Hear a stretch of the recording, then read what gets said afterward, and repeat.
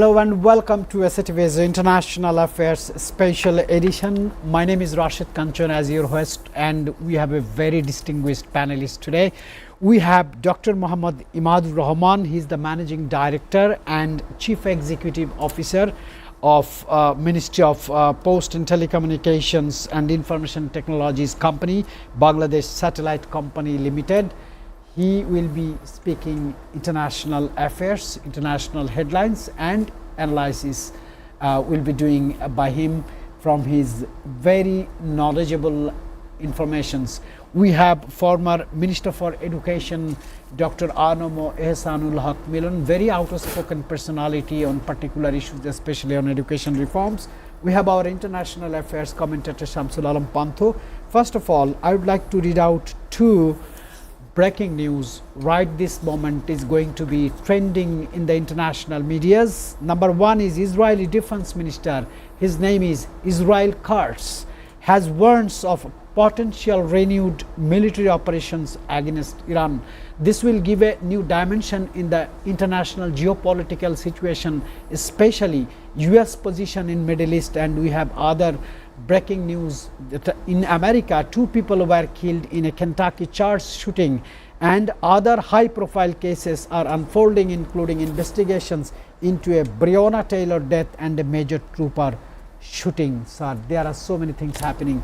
What are the other topics you want to pick for today's discussion? One important thing I would like to just remind you, United States withdraws from UNESCO promoting criticism. China levels the move irresponsible, President Donald Trump says. Well, thank you, Mr. Kanchan, and a warm welcome to Mr. Imadur Rahman and of course Mr. Ehsanul Haq Milan to be joining us in the program today.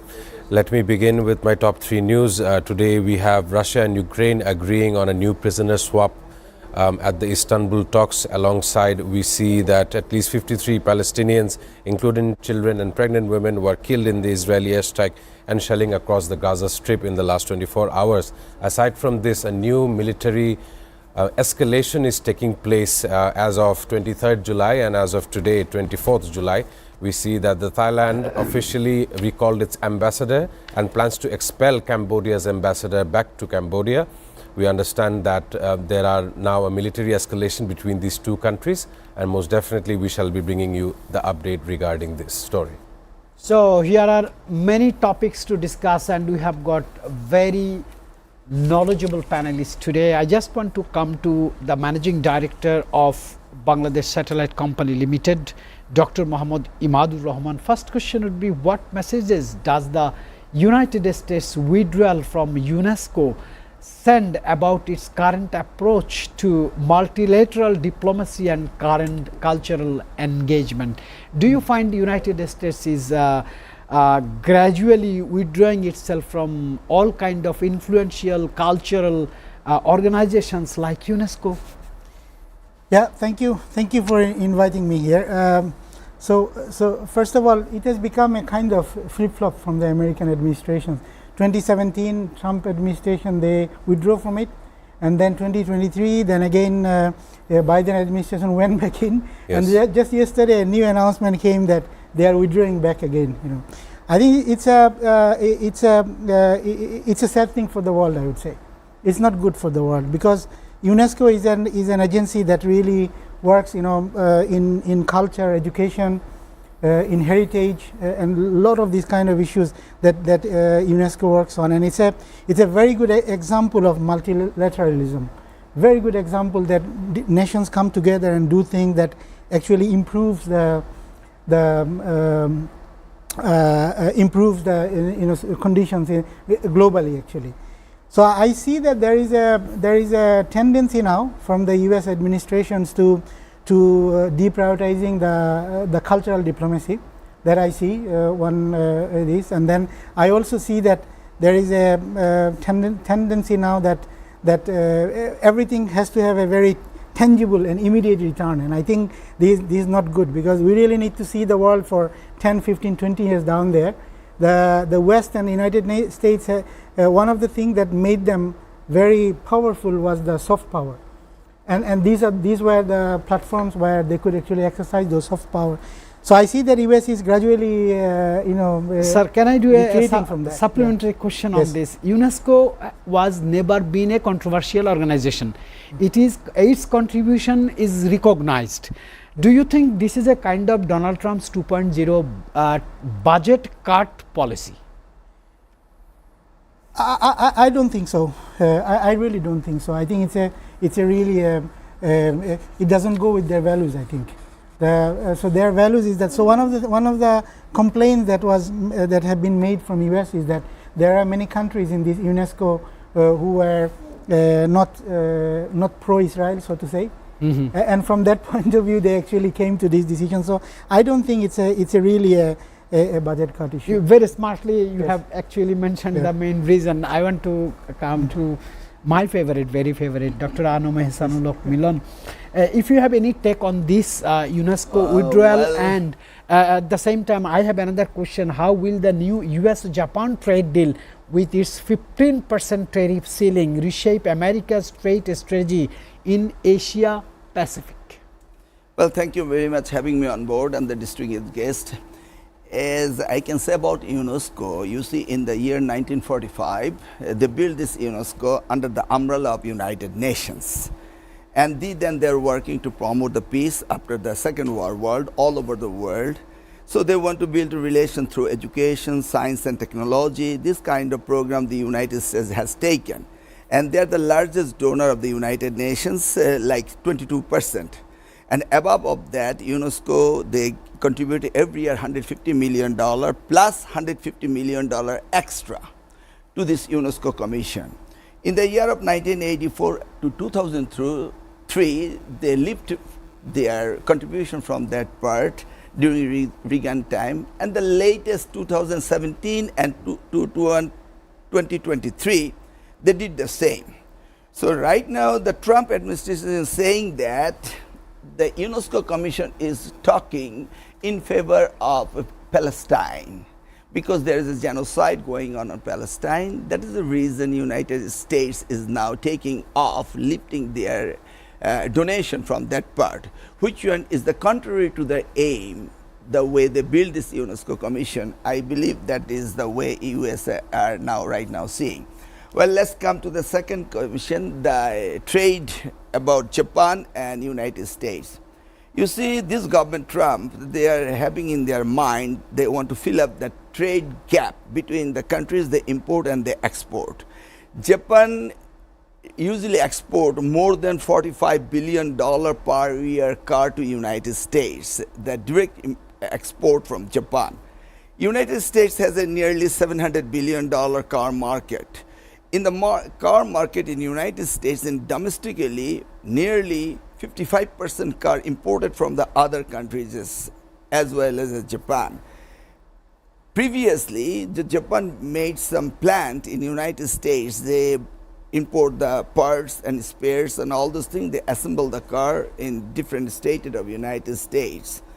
And they are trying to take a loop from the tax, like they're usually paying to 2.5% to 15% tax.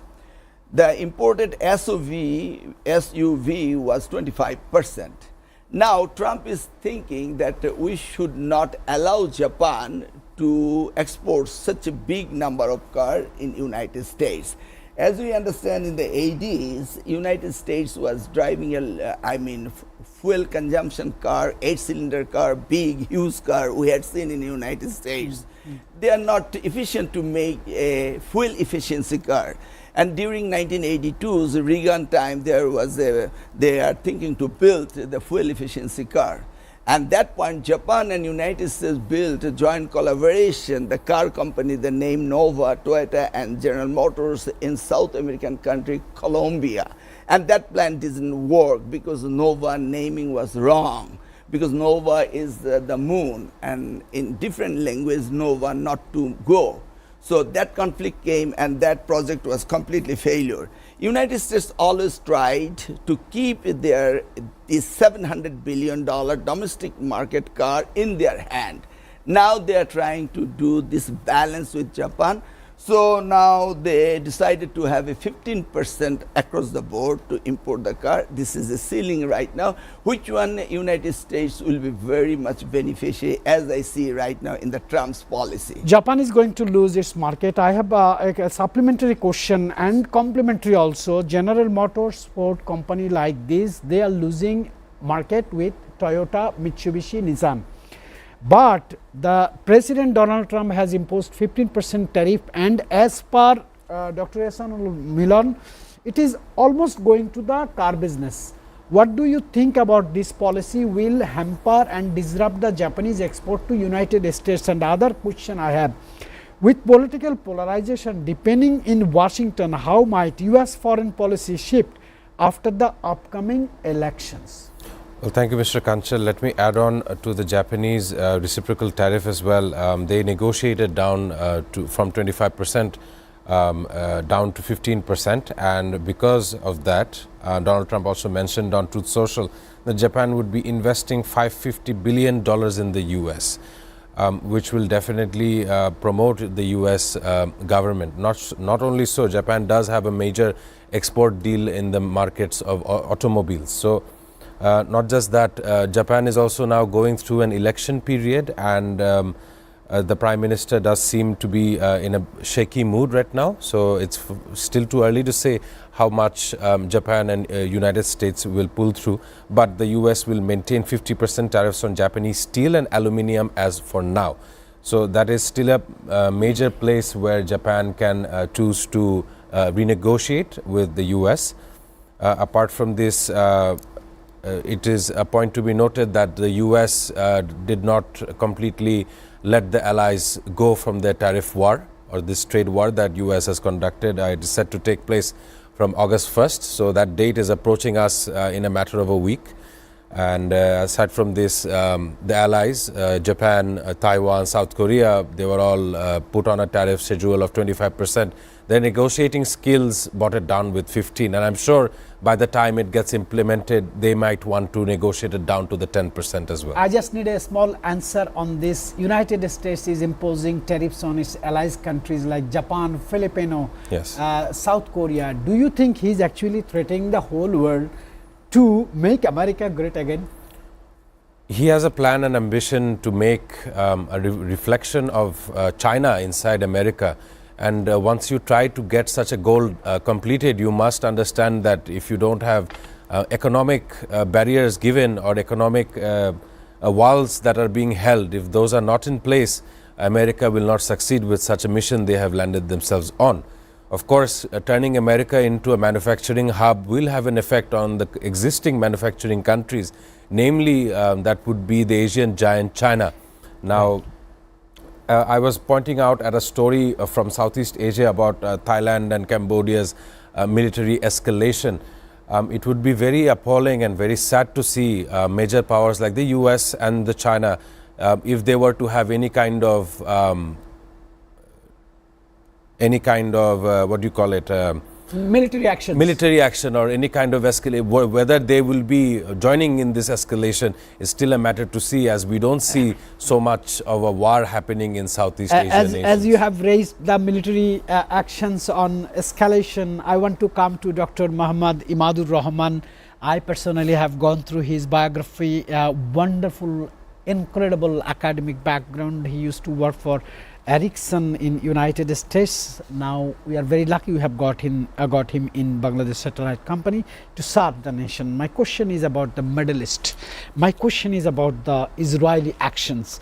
Given the recent Israeli airstrikes in northern Gaza and worsening humanitarian crisis, what are the prospects of a ceasefire or meaningful international intervention? Because Netanyahu is not caring anyone. He's not even caring his guardian, I mean United States. He's not even listening Donald Trump. Yep. Yeah, thank you. Just a correction. I used to work in Ericsson Research in Sweden, not in the United States. So one thing that has happened internally in Israel is that the internal political pressure is so high on Netanyahu. There are two things: that he's in a coalition government with extremely right-wing persons, and and those parties actually, many of them do not even treat Palestinians as a fellow human being. If you listen to their agenda and so on, right? So he's in a political alliance with them, and without their support, he cannot be in power. So he needs to appease them. He needs to make sure that he's listening to them. There is one thing, and second thing also is that he knows very clearly is that if he loses power, then the next thing is Israeli internal court will actually try him, and he will be in big problem. He has the corruption case on top of it and so on.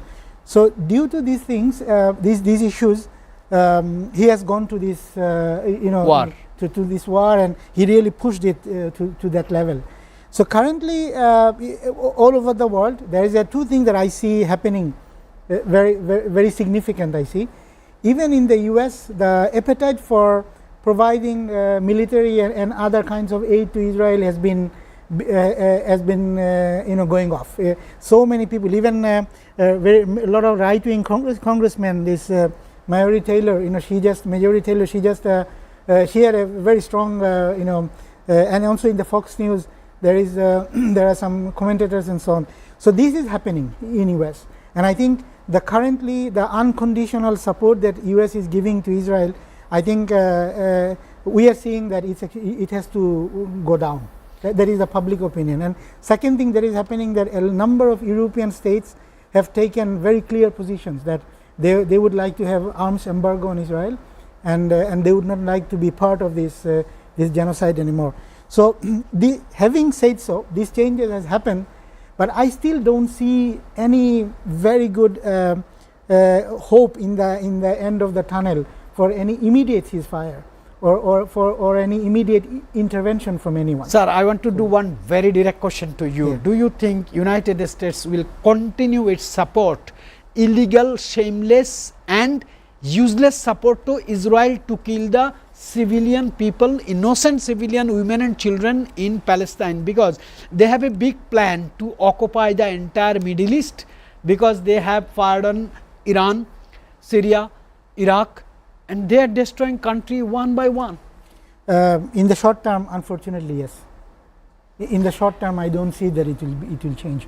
But in the long term, it depends on how the public opinion changes in America and in the West. And I think we are seeing some shift. We are seeing some change in that.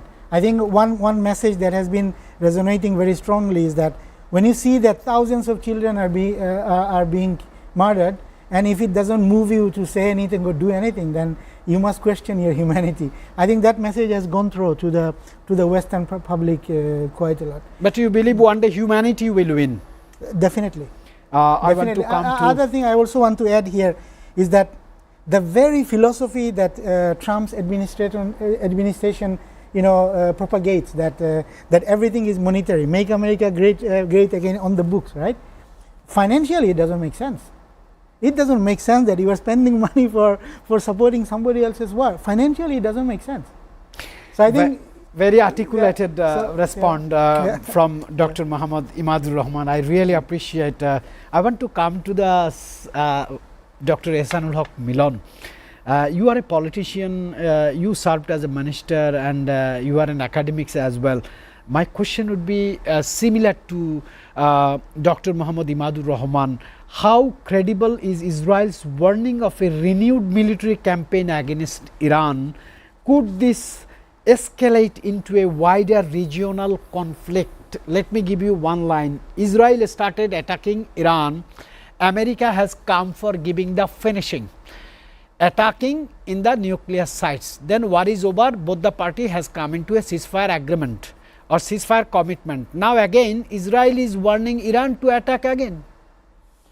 Well, if we go back to the history of Israeli people beginning from 1949, when they start establishing a country in that region, that time we remember a Holocaust, 6 million Jews were killed, and they put in concentration camp and gas chambers, so all this thing was on. And the whole world was sympathized to the Jew people, as we understand. We have seen so many movies about Holocaust. But we thought that Israel learned from that Holocaust, but they are creating another Holocaust in that region. Well, I do agree with his statement that, and as you said, the America has a different plan with Israel to control over Middle East, because that's the gold mine area in the earth. All this, expensive fuel coming from that part. So Israel would be a great friend to United States, and as we see Saudi Arabia or Gulf country or Oman, any country that their defense systems built by the American soldiers, and they have a camp down there. Based in all over the Gulf countries. It's a long-term vision settled by United States. At the same time, Russia was withdrawn from that part of the world. They are no longer is active over there. Now the United States is a monopoly and taking the control of that reasons. And so Israel, America wants, Israel is the best allies to United States. They want to control the Israeli and have their potentiality on that ground. Well, we have seen yesterday that they attacked the shell on what we call Christian temple, and the people died, and now people are talking about when three Christian people died yesterday all over the world. They are now shaking a little bit about the Christian death.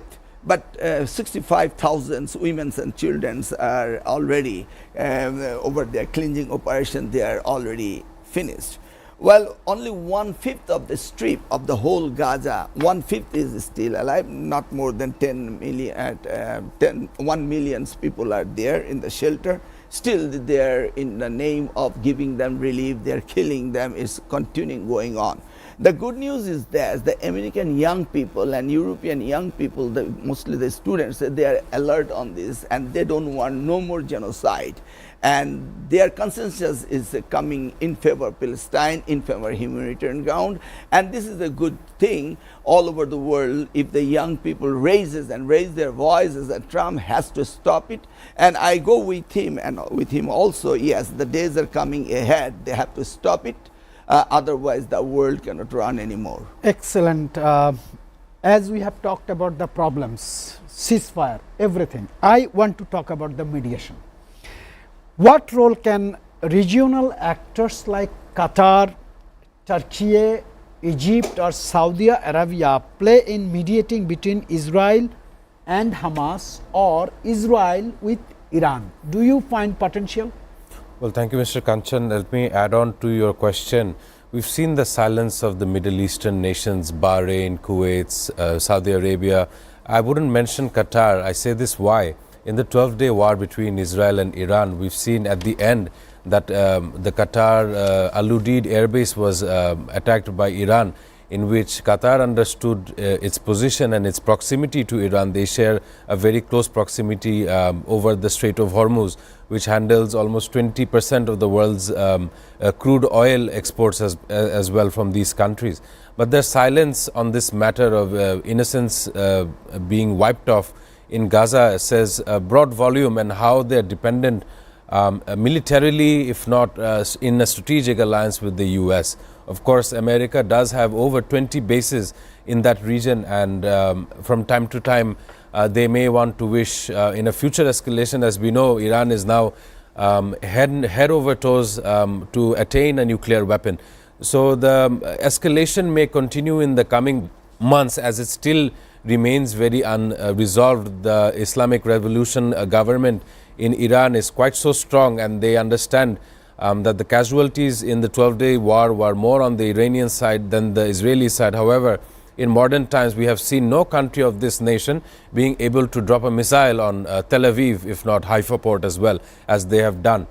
So, in my opinion, I would say that out of all the Middle Eastern regions or Middle Eastern countries, Qatar understands its role on the international stage, as well as Egypt, and they are doing their best to bring a halt to this. But if you look externally at various other sectors, 30 nations had met in Colombia earlier last week. Their entire agenda was to halt, or how to get Israel to halt their escalation. Of course, it would require world powers to engage in de-armament and also sit down in a dialogue where they can address such an issue. Of course, one cannot ignore which side the United States has taken their strengths and support too. Of course, Donald Trump, in both of his terms and the current term now, many of his decision making is faltering with the citizens, with the public opinion. Something Mr. Imadur Rahman had pointed out. I'll also add on to this, Zoran Mamdani, the mayoral immigrant Muslim primary winner for New York City, he had opposed that when Benjamin Netanyahu visited Donald Trump in the White House. He said that how come our leader is hosting someone who is convicted from the International Criminal Courts as well. So it's safe to say that the Americans understand that their leader is focusing on wars abroad to serve the interests of some of the military industrial complexes, companies in America, disregarding the fact that innocent human lives are being recorded every single day. They're being wiped off the face of this planet. Thank you very much, gentlemen. All of you are really contributing very thought-provoking contents in this today's show. I really appreciate all of you. Ladies and gentlemen, we will have to go for a short break. We'll be coming soon.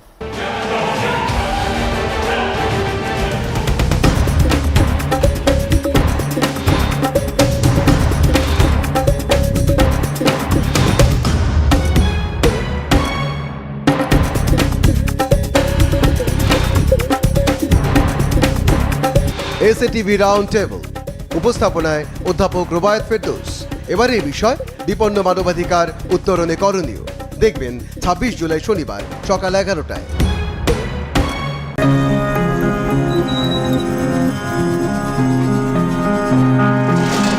Grand palace hotel Dhaka নিবেদিত গহিনের গান। গান পরিবেশন করবেন শফি মণ্ডল। দেখবেন 26 জুলাই শনিবার রাত 11টায়।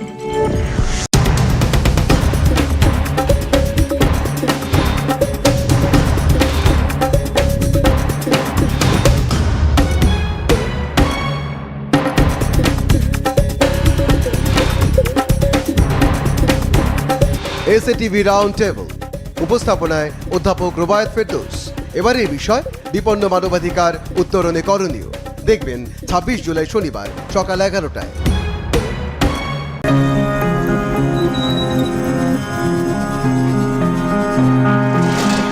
Grand palace hotel Dhaka নিবেদিত গহিনের গান। গান পরিবেশন করবেন শফি মণ্ডল। দেখবেন 26 জুলাই শনিবার রাত 11টায়।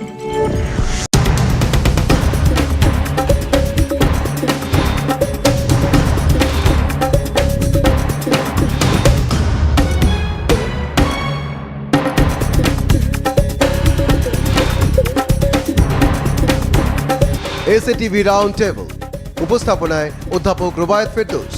এবারে এই বিষয় বিপন্ন মানবাধিকার উত্তরণে করণীয়। দেখবেন 26 জুলাই শনিবার সকাল 11টায়।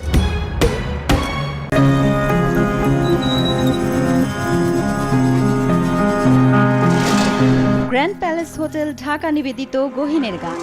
গান পরিবেশন করবেন শফি মণ্ডল।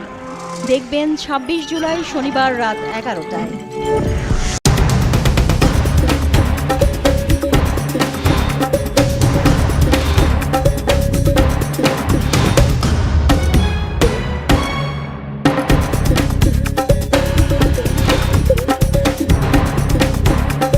SATV রাউন্ড টেবল উপস্থাপনায় অধ্যাপক রুবায়েত ফেরদৌস। এবারে এই বিষয় বিপন্ন মানবাধিকার উত্তরণে করণীয়। দেখবেন 26 জুলাই শনিবার সকাল 11টায়।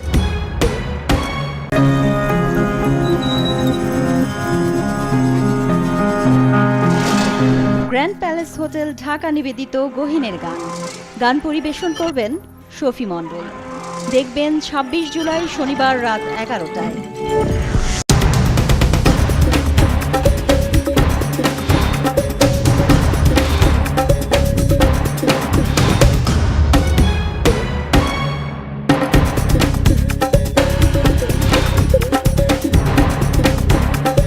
SATV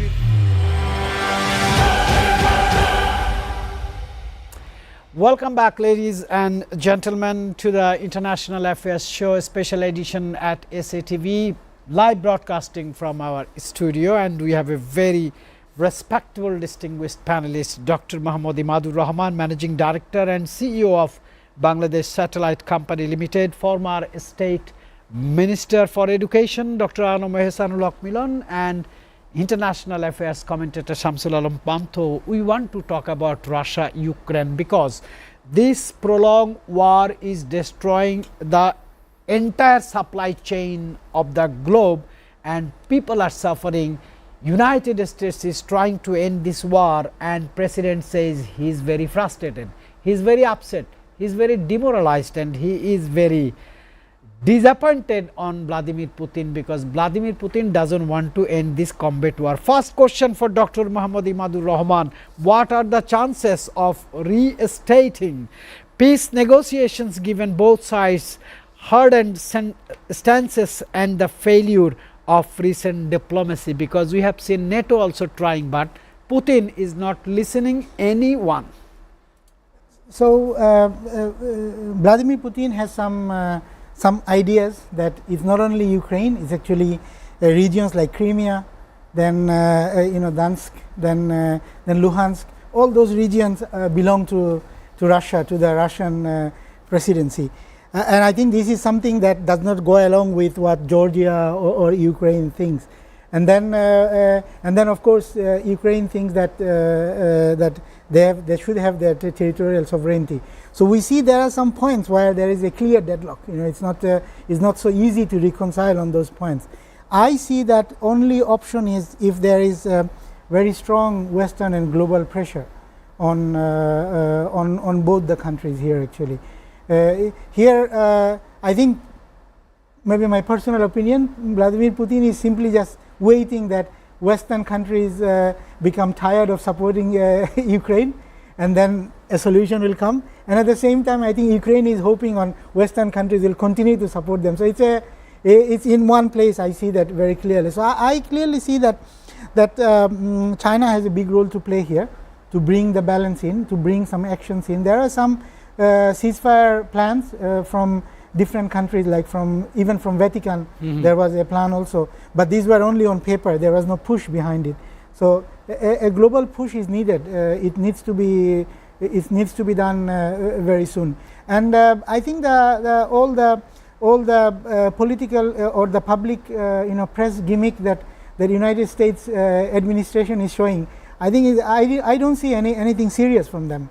I think they also need to be serious and then really put real pressure on both sides and then solve this issue. So some commentators from Washington are saying that United States and China has a consensus on Russia, put them busy into war and let us be stronger. I just need a very small question and a small answer. Do you think thousands of sanctions can really weaken Vladimir Putin to continue the war? I don't think so. Sanction doesn't help anyone. I mean, America sanctioned China. What happened? China developed their own technologies and so on, right? So I don't think this is a blatant abuse of international systems. So I don't think that it really helps. I think there must be other ways of bringing. So let's be very honest, okay? European countries cannot survive without buying Russian oil. That's a reality. Yes. They have to buy it, right? So as long as Russia has that access to that income and so on, how will they stop them? So I think it's not on the sanction. Solution is not on the sanction.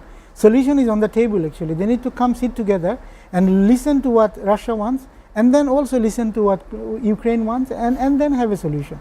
One thing for sure, I believe in it, is that no country should be allowed to go and attack another sovereign country.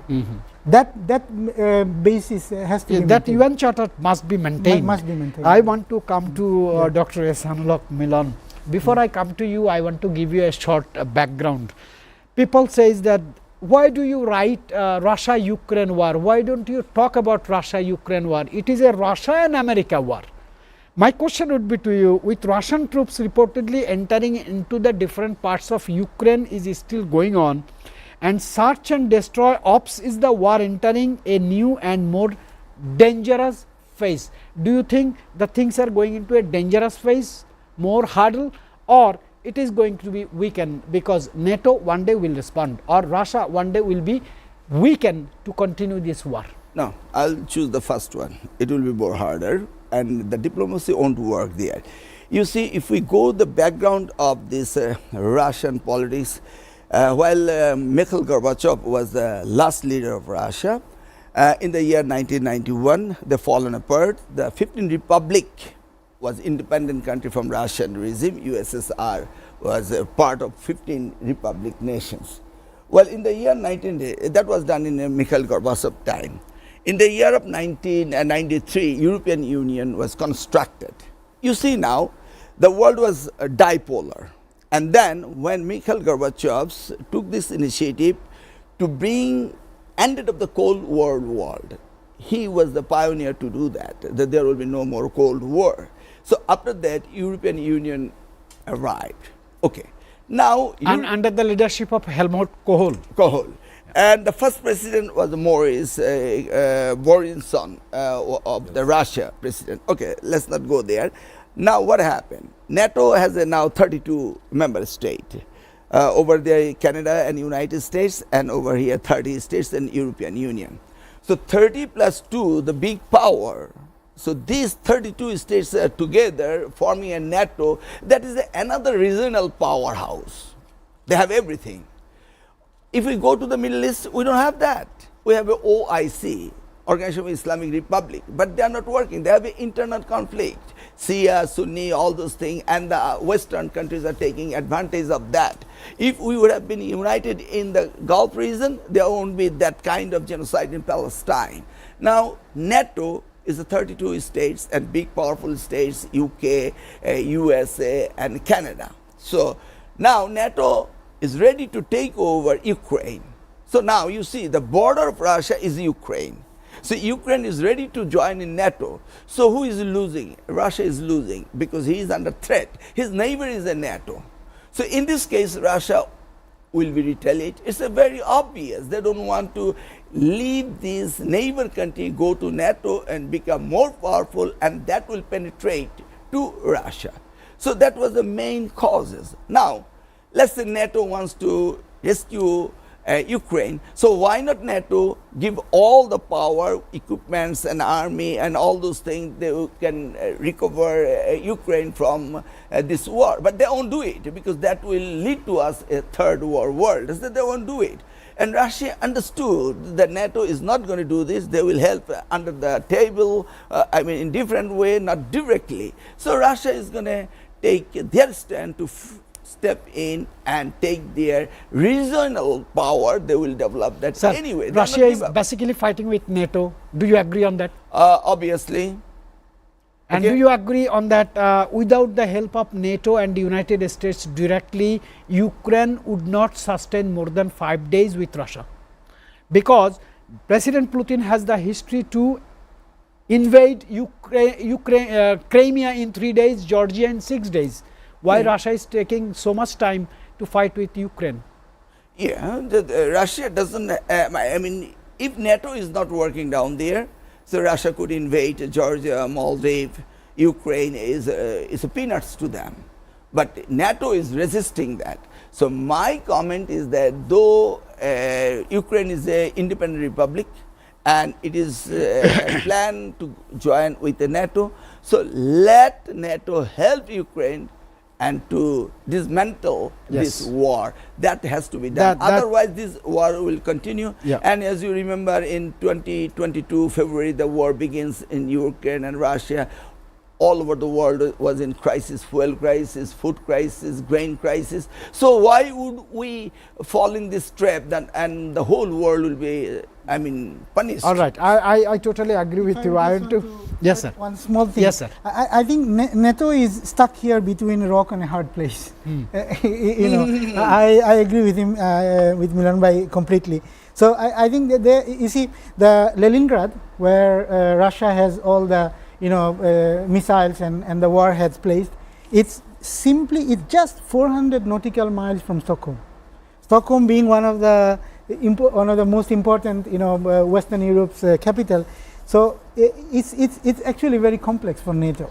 That if the war goes out and it really spreads, then many of the very milestone European cities are on the stone's throw for Russia. Yep.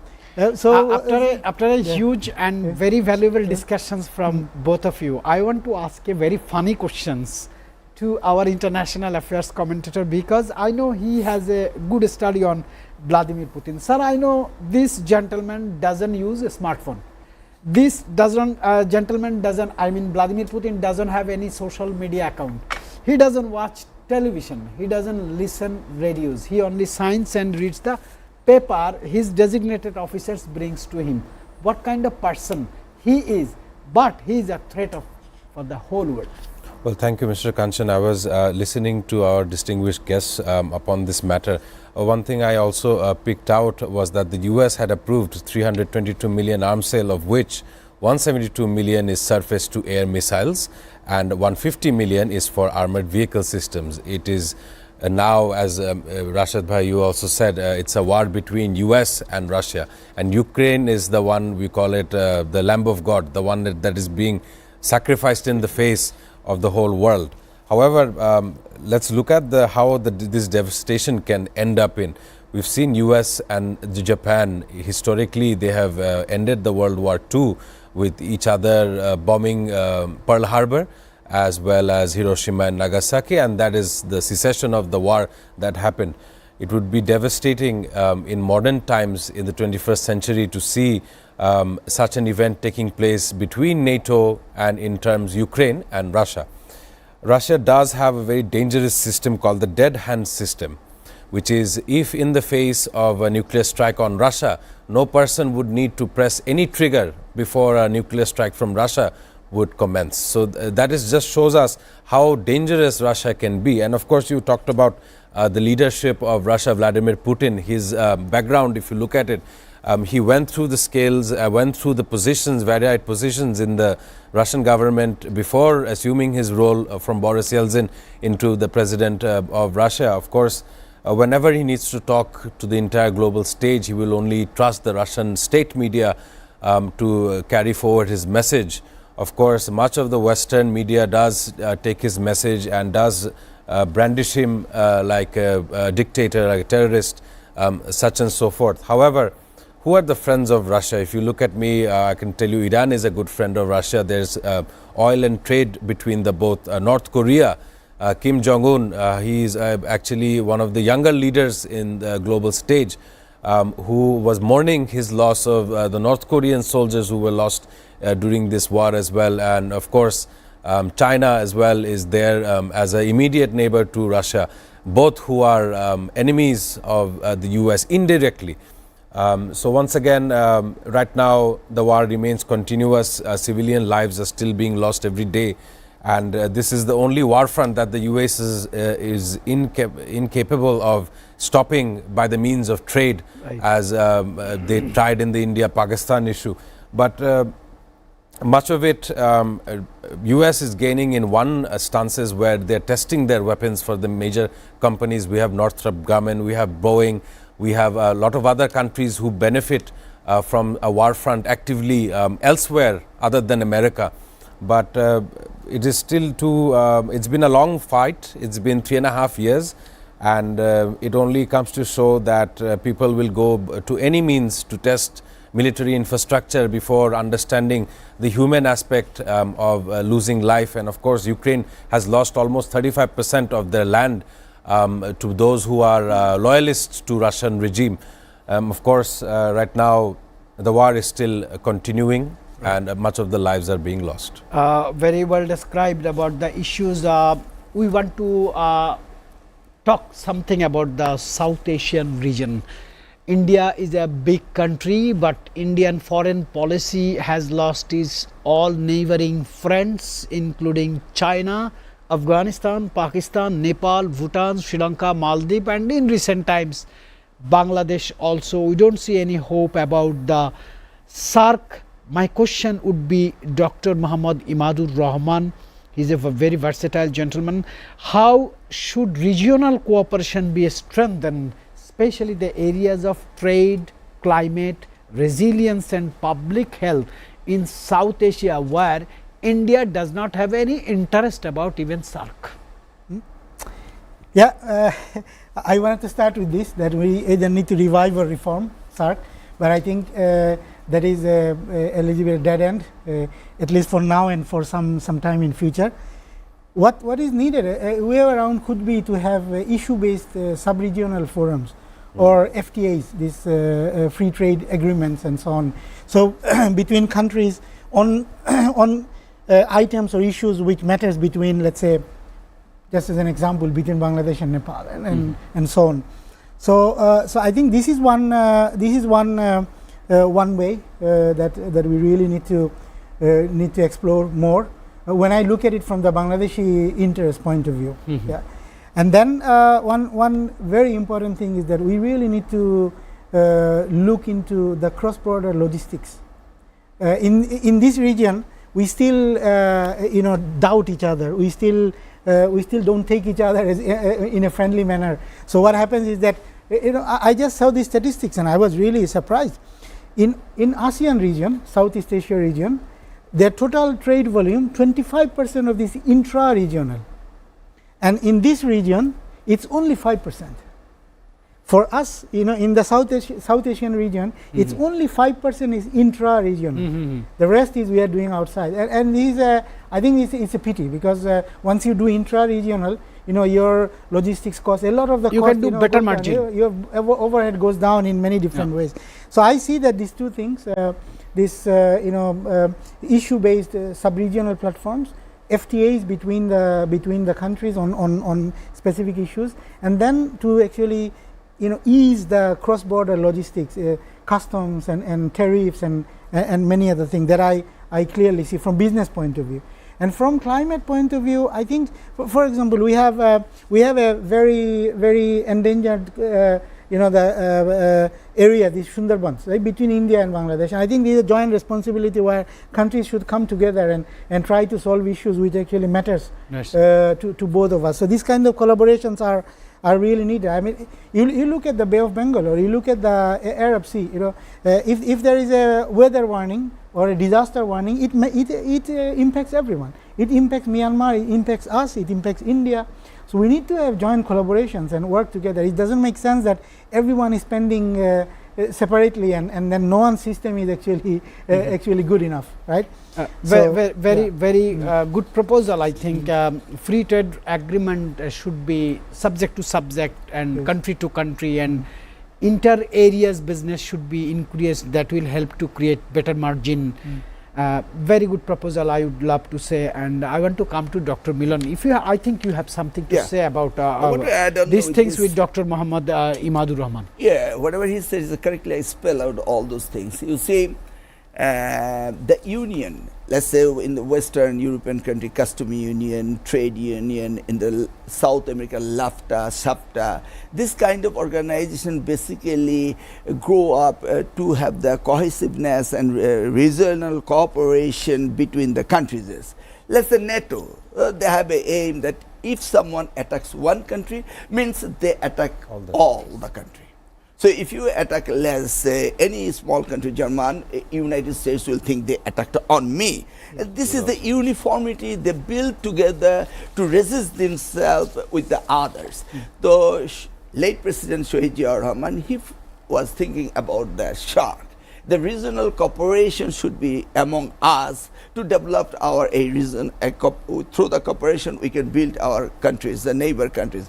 But one thing, if you want to be boss of other country, no matter how big, how small, it doesn't work. In Bengali, we call Boro Dada.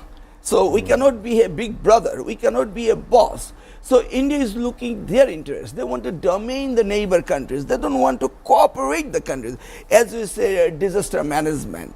Of course, if they give the early warning about the climates and the weather and the monsoon season, the rains and flood could be controlled, because it takes at least 2 weeks the water flow from the upper riparian to lower riparian. In the meantime, we could control ourselves. But India doesn't want it. They want that we should be destroyed, and then they could be a big brother. That is the major problem. Otherwise, this thing should work always. And nowadays, without regional cooperation, I mean, though no neighbor country could be do better. So we see the Thailand, Cambodia, they have ASEANs, and we don't have any regional cooperation.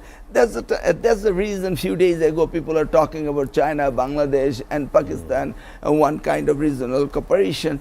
I believe it is better to include Afghanistan and other countries in a SHARC, and it would be a South Asian bigger regional cooperation, and it will help each other. It's a vice versa. Right, sir. There are some news that Pakistan, Bangladesh and India, China, Pakistan, Bangladesh and China are going to create some treaties among these three countries to face Indian aggression or Indian dominance on this region. I want to put this question to Dr. Muhammad Imadur Rahman's table, because he has a European experience, North American experience, now South Asian experience. So do you think this kind of new initiative by China is going to work to face the dominance of some big brothers? I obviously see that this will bring a balance. That's very clear that it will bring a balance. So in that way, I think it is a good thing that it will bring a balance in this region. And it also provides us a new opportunity to look into another solution. Right. For any technical solution and so on, for many years we have been dependent on Europe and US, and once we have this solution which is in place, it also gives us that opportunity. And probably it also gives us a cost effectiveness in some ways. So I would see that for China there is a lot to prove, because West have been the passion for technology. All this while we can. I mean, look at it. Somebody needed a disease came out, and we need a vaccine. It came from West. Let's be very clear, right? So because that where everything was the center there. So if we decentralize it, it's good for the world and it's good for us, I would say. Such India is not sharing even the meteorological information with us, which is putting us into a huge flood, and public health is going to be destroyed.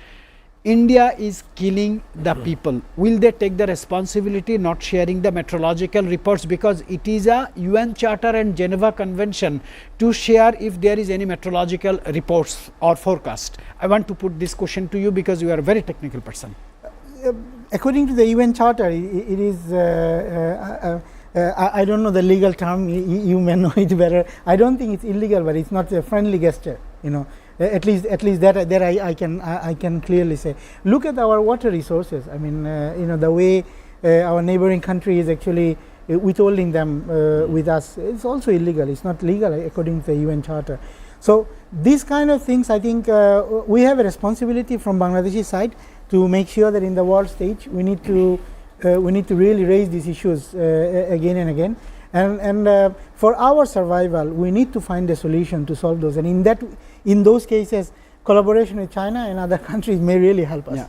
Dr. Muhammad Imadur Rahman. Whatever Kanchan said, during the SHARC time, the meteorological, we have a committee on that. So both countries, the Department of Meteorology set together and set up a time frame how it's going to work. India is always, not only this SHARC is not ineffective right now, but as he said, the United Nations Charter that the upper riparian cannot hold the water of the lower riparian instead of going to the court and decide from the United Nations. They are not following anything, even though they are talking about some kind of share in water, but they don't follow. Yes, sir, you are absolutely correct. I'm really grateful to have such a terrific panel today. Dr. Muhammad Imadur Rahman, Managing Director of Bangladesh Satellite Company Limited, Anomo Ehsanul Haq Milan, former State Minister for Education, Shamsul Alam Pantho, International Affairs commentator. Before concluding the show, I want to say happy birthday to two of my favorite people, Jennifer Lopez, iconic singer, dancer and actress. She turns into 55 today. Happy birthday, Jennifer Lopez, and she's a business mogul in United States. Another one is Linda Charter, legendary actress and original Wonder Woman, celebrated 74th today. Wish you good health. I'll see you Sunday.